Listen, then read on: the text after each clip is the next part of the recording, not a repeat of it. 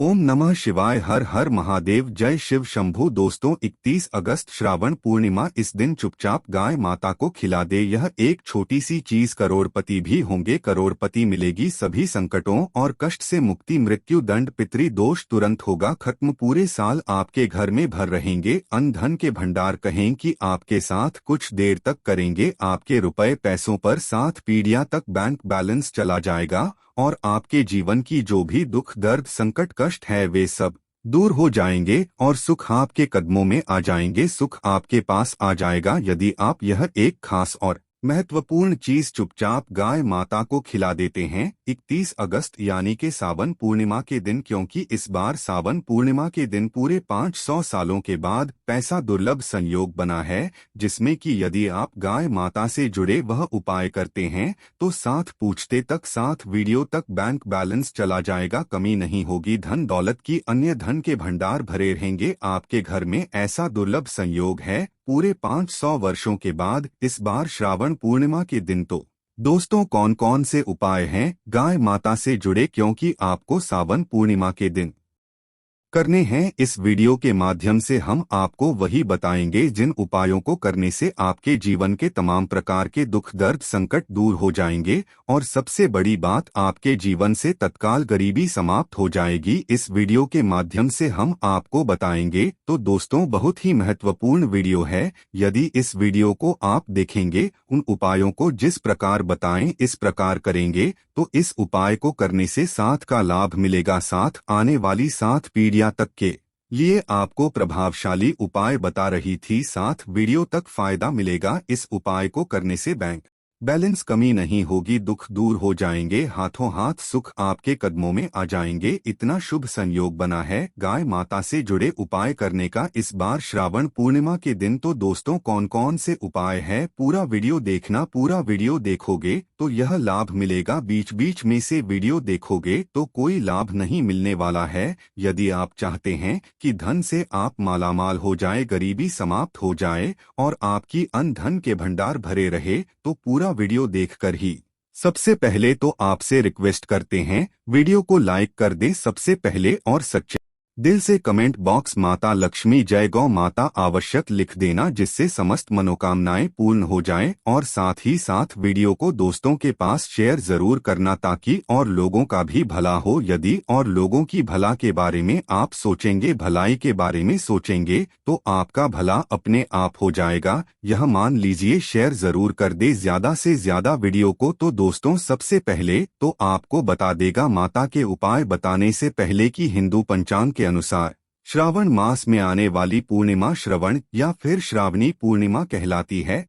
Mick ग्रंथों में इस दिन स्नान तप और दान का विशेष महत्व है। श्रावण पूर्णिमा के दिन ही रक्षाबंधन का त्योहार भी मनाया जाता है। मध्य भारत और उत्तर भारत में गजनी पूर्णिमा का पर्व भी श्रावण पूर्णिमा के दिन ही मनाया जाता है। जहां दोस्तों आपको बता दें इस दिन या पवित्र पूजन और उपनयन संस्कार करने का भी विधान है। और साथ साथ चंद्र दोष से मुक्ति पाने के लिए, साथ साथ समस्त दोष से मुक्ति पाने के लिए श्रावण पूर्णिमा श्रेष्ठ मानी गई है। तो आप समझ लेना कितनी महत्वपूर्ण पूर्णिमा है सावन पूर्णिमा। इस दिन जो भी आप उपाय करेंगे, किसी भी प्रकार के कोई उपाय करेंगे तो उसका प्रभाव, उसका असर आपको 110% मिलता है। प्रभावशाली उपाय जो भी आप करेंगे उसका प्रभाव आपको अवश्य देखने को मिलेगा। जहां दोस्तों आपको बता दे और श्रावण पूर्णिमा पर ही जैसा कि आप जानते हो रक्षाबंधन मनाने की परंपरा है। आप इस दिन देवी देवताओं का पूजन कर रक्षा सूत्र बढ़े या आप अपने भाई की कलाई पर और साथ ही साथ भाई को अपनी बहन की रक्षा करने का वचन देना चाहिए, बहन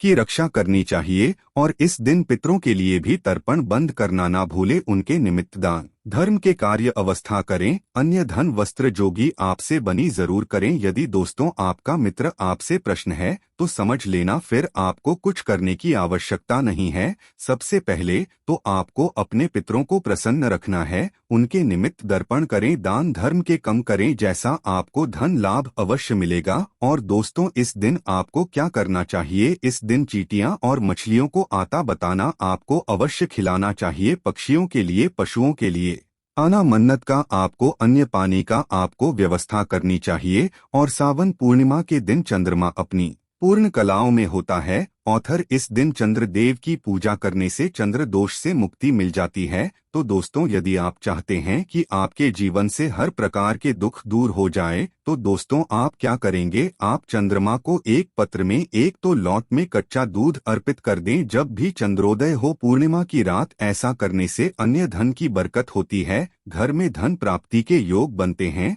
और समस्त देशों से भी छुटकारा मिल जाता है। और इस दिन भगवान विष्णु और माता लक्ष्मी की पूजा का विधान है। विधि विधान से श्रद्धा भाव से भगवान विष्णु जी माता लक्ष्मी के दर्शन करें, पूजा करें, आरती उतारे। ऐसा करने से सुख, धन और समृद्धि की प्राप्ति होती है। व्यक्ति जो कि सावन मास में भगवान शिव की विशेष पूजा अर्चना की जाती है, तो इसलिए आप श्रावण पूर्णिमा के दिन भगवान भोलेनाथ का भी अभिषेक अवश्य करना चाहिए। कुछ ना बने तो एक लोटा जल अवश्य अर्पित कर दें। यह भी ना बने तो दोस्तों उनके दर्शन जरूर करनी है। भगवान शिव और मां पार्वती के समस्त कार्य आपके पूर्व ना हो जाएंगे। और दोस्तों, बात करें कि गाय माता से जुड़े कौन कौन से उपाय आपको करनी चाहिए सावन पूर्णिमा के दिन, जिससे समस्त मनोकामनाएं पूर्ण हो। साथ वीडियो तक धन दौलत बढ़ती चली जाएगी आपकी, साथ पूछते तक करेंगे आप पैसों पर राज, तत्काल गरीबी समाप्त हो जाएगी, सभी दुख होंगे दूर और सुख आपके कदमों में आ जाए। तो दोस्तों शुरू करते हैं। गाय माता से जुड़े कौन कौन से उपाय जो क्या पोषण पूर्णिमा के दिन अवश्य करनी चाहिए, चलिए शुरू करें। दोस्तों, सनातन परंपरा में गाय माता गंगा और गायत्री का बहुत ज्यादा धार्मिक महत्व है। मानता है कि दो माता के शरीर पर 33 कोटि देवी देवताओं का वास होता है। गौमाता की सेवाएं पूजा करने वाले जातक पर इन सभी देवी देवताओं की कृपा बरसती है। वह सेवा सिर्फ इस जन्म के बाल की पूर्व जन्म के भी दोस्त दूर हो जाते हैं। प्रत्येक सुबह जब आपके घर में भोजन बना प्रारंभ हो, तो सबसे पहले बनाई गई रोटी को आप गौ माता के नाम से निकाल दें और भोजन करने से पूर्व माता को इस रोटी को खिलाएं। यदि संभव हो तो काली गाय माता को खिलाएं। यदि काली गाय माता ना मिले तो सफेद गाय माता को भी आप खिला सकते हैं। यह पूजा और मांगलिक कार्य में घूमता या उनसे जुड़ी चीज जैसे गाय माता का गोबर, गोमूत्र, गाय माता का दूध, दुआ गाय माता के दूध से बना कि अवश्य शामिल करें। इससे आपको उन्हें प्रभाव की प्राप्ति होगी। सनातन परंपरा के अनुसार जिस घर में गाय माता होती है, उसे घर से जुड़े सभी वस्तु दोष बाधाएं समाप्त हो जाते हैं। किसी भी पूजा में गए से प्राप्त पंचगव्य युद्ध पद्धति का प्रयोग अवश्य शामिल करें, क्योंकि पंचामृत के बिना कोई भी पूजा पाठ और हवन सफल नहीं होता। जादू तो वह कृपा पाने के लिए प्रतिदिन, हफ्ता अथवा महीने में परिवार समेत एक बार गौशाला जाने का नियम जरूर बनाएं और वहां गायों को हरा चारा जरूर खिलाएं। इससे आपको शुभ फलों की प्राप्ति होगी और साथ ही साथ गौ सेवा और वह पूजा से 9 ग्रह शांत हो जाते हैं और इनसे जुड़े 200 का निदान हो जाता है। गर्मियों में गौ माता को पानी पिलाई और सर्दी में गौ माता को गुड़ अवश्य खिलाएं। ध्यान रखें कि गर्मियों में गाय माता को गुड़ ना खिलाएं। अनेक देवी देवताओं को अपने शरीर पर धारण करने वाली गौ माता से जुड़े कई शुभ और अशुभ संकेत भी होते हैं। मसलन गाय माता का दूध धोते समय यदि गाय माता ठोकर मार दे और सारा दूध बिखर जाए तो अपशगुन होता है। यदि कोई यात्रा पर निकल रहा हो और गाय माता अपने बछड़े को दूध पिलाती सामने आ जाए, तो निश्चित रूप से जी यात्रा के लिए आप निकले हैं, वे यात्रा आपके लिए अवश्य सफल होगी और वह कम जिसके लिए आप निकले हैं, मैं अवश्य ही पूर्ण होगा। यात्रा पर जाते समय भाई और गाय माता की आवाज आना और रात्रि में गाय माता की ओंकार करना भी शुभ होता है। दोस्तों, साथ ही साथ गाय माता के साथ आप भूल कर भी यह काम ना करें, अन्यथा मिलता है घोर नरक और जीवन भर की परेशानियां। दोस्तों का माता को राष्ट्रीय पशु बनाए जाने और इन्हें मौलिक अधिकार दिए जाने की बात हो रही है, तो सवाल उठता है कि गाय माता जब भारतीय संस्कृति का हम हिस्सा है, तब भी गाय माता के साथ लोग खराब व्यवहार कैसे कर लेते हैं। माता दर दर भटकती रहती है, भरपेट इन्हीं चारों तक लोग नहीं देते। गाय माता जब तक दूध देती रहती है तो उनकी सेवा होती है, और जैसे ही दूध देना बंद कर देती है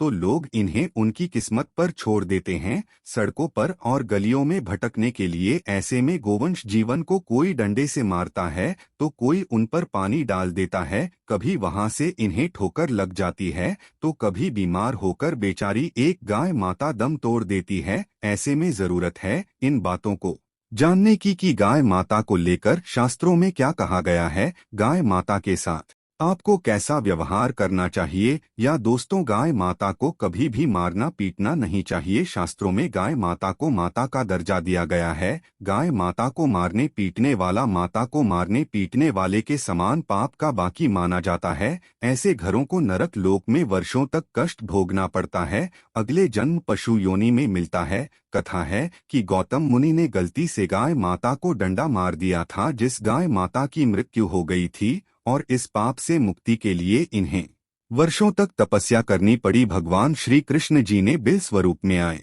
व्रत असुर का वध कर दिया था, जिससे मुक्ति के लिए भगवान श्री कृष्ण को संपूर्ण तीर्थ को एक कुंड में बुलाना पड़ा, और इस कुंड में स्नान से वह पाप मुक्त हो गई थी। या दोस्तों, साथ ही साथ जो लोग पानी पी रहेगा माता को भागते हैं, वह घोर पापी के भांति बनाकर नरक भोंकते हैं, ऐसा पुराण में बताया गया है। जबकि 2 लोग गाय माता के लिए प्याऊ और 4 बनवेट हैं, वह महाभाग्यवान होते हैं। ऐसे लोग घोर पाप से मुक्त होकर स्वर्ग आ जाते हैं और बड़े ही धनवान कल में जन्म लेकर सुख भोगते हैं, और साथ ही साथ आराम कर रही गाय माता को कष्ट देकर कभी भी उठाना नहीं चाहिए। कहते हैं कि जिस स्थान पर गाय माता बैठी है वहां से नकारात्मक ऊर्जा समाप्त हो जाती है। गाय माता के बैठने की जगह को जो लोग नियमित साफ रखते हैं, वे पूर्व जन्म में किए गए जाने अनजाने में बापू से मुक्ति हो जाते हैं और वह लोग में स्थान पाते हैं। गाय माता को डंडा मारकर उठना, पानी डालकर उठाने से मनुष्य पाप का भागी बनता है